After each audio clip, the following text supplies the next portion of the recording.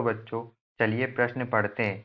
H2O water 104.5 degree में अबंध कोण H2S hydrogen sulphide 92.1 degree के अबंध कोण से अधिक होता है। इस अंतर का कारण क्या है? हमें यहाँ पर प्रश्न के 4 विकल्प दिए हुए हैं। ए सल्फर और ऑक्सीजन के आकार में अंतर, बी सल्फर और ऑक्सीजन की विद्युत ऋणता में अंतर, सी सल्फर एवं ऑक्सीजन की ऑक्सीकरण अवस्था में अंतर, डी सल्फर एवं ऑक्सीजन के हाइब्रिड ऑर्बिटलों की आकृति में अंतर। यहाँ पर हमें प्रश्न में जो है वाटर जो है वो उसमें ऑक्सीजन पर क्या होते हैं, दो लोन पेयर होते हैं और इस तरह से क्या जुड़े होते हैं, दो हाइड्रोजन परमाणु जुड़े होते हैं और इनके बीच में जो हमें कोण दिया है वो कितना दिया है, प्रश्न में हमें कोण दिया है 104.5 डिग्री।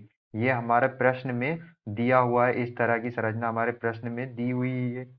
और जो सल्फर है उस पर भी कितने लोन पेयर है, दो लोन पेयर है। यहाँ पर हमारा जो हाइड्रोजन सल्फाइड है जिसमें दो हाइड्रोजन परमाणु सल्फर पे इस तरह जुड़े और दो लोन पेयर है और इनके बीच में जो बंध कोण है वो कितना है, वो है 92.1 92.1 डिग्री अबंध कोण है यहाँ पर। और जो हमारा वाटर है उसमें 104.5 डिग्री है। तो चलिए अब हम प्रश्न की मुख्य अवधारणा देख लेते हैं।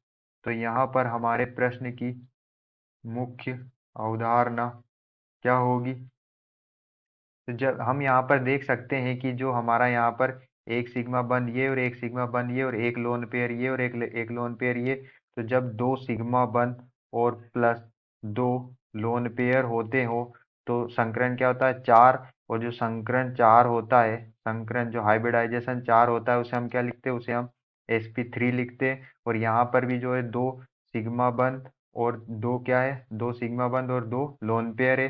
तो जो हमारा जो वाटर है उसका भी संकरण क्या होगा, sp3 होगा। और यहाँ पर जो हमारा हाइड्रोजन सल्फाइड है उसका भी संकरण sp3 होगा। तो जब जब संकरण समान हो, समान संकरण हो, जब समान संकरण होने पर और समान संक्रमण होने पर और समान सिग्मा बंध और लोन पेयर जो है वो भी क्या हो, समान लोन पेयर जो हो वो भी क्या हो, समान हो और समान सिग्मा बंध हो। तो यहाँ पर जो हम अंतर जो देखते हैं आबंध कोण का, वो किससे देखते हैं, आबंध कोण हम किससे देखते हैं, फिर आबंध कोण जो है हम विद्युत ऋणता से देखते हैं। आबंध कोण को हम विद्युत ऋणता से देखते हैं, जिसे विद्युत ऋणता को हम किससे दर्शाते हैं, En इलेक्ट्रोनेगेटिविटी, इसे En से दर्शाते हैं। तो जब जब जो है किसी भी यौगिक या परमाणु की जो इलेक्ट्रोनेगेटिविटी अगर ज़्यादा होती है, तो क्योंकि इलेक्ट्रोनेगेटिविटी समानुपाती होती है बंध कोण के, तो हमारी जब इलेक्ट्रोनेगेटिविटी क्या होगी, ज़्यादा होगी, तो हमारा जो बंध कोण होगा वो भी क्या होगा, ज़्यादा होगा। तो यहाँ पर जो हमारी इलेक्ट्रोनेगेटिविटी होती है वो ऑक्सीजन की ज़्यादा होती है, किससे, सल्फर से। क्योंकि समूह में जो ऑक्सीजन और फिर सल्फर आता है, तो समूह में जब हम ऊपर से नीचे आते हैं तो जो हमारी इलेक्ट्रोनेगेटिविटी वो क्या होती है, वो भी कम होती है। तो ऑक्सीजन की जो इलेक्ट्रोनेगेटिविटी क्या होगी, ज़्यादा होगी सल्फर से। तो सल्फर की ऑक्सीजन की क्या इलेक्ट्रोनेगेटिविटी ज़्यादा होती है, किससे, सल्फर से। तो यहाँ पर जो कोण होगा हमारा बंध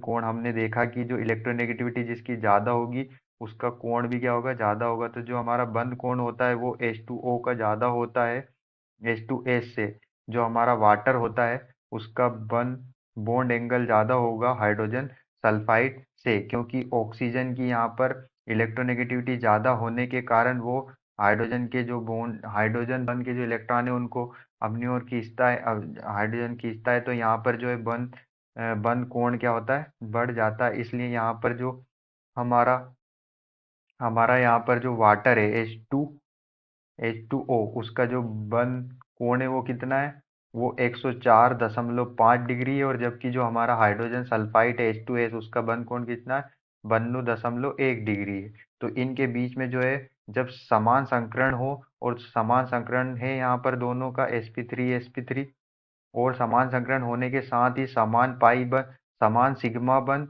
और समान लोन पेयर भी है, तो फिर हम अबंध कोण को किससे देखते हैं? विद्युत ऋणता से देखते हैं। और विद्युत ऋणता किसकी ज्यादा होती है? ऑक्सीजन की ज्यादा होती है, इसलिए जो बंध कोण है वो किसका ज्यादा होगा? हमारे वाटर का ज्यादा होगा। तो हम अपने विकल्प को चेक कर लेते हैं। विकल्प बी में हमें दिया है सल्फर एवं ऑक्सीजन की विद्युत ऋणता में अंतर, यही कारण होता है इनके अबंध कोण अधिक होता है किसका? वाटर का हाइड्रोजन सल्फाइड से। तो हमारा आंसर क्या होगा? बी। आशा करते हैं आपको समझ में आया होगा। धन्यवाद।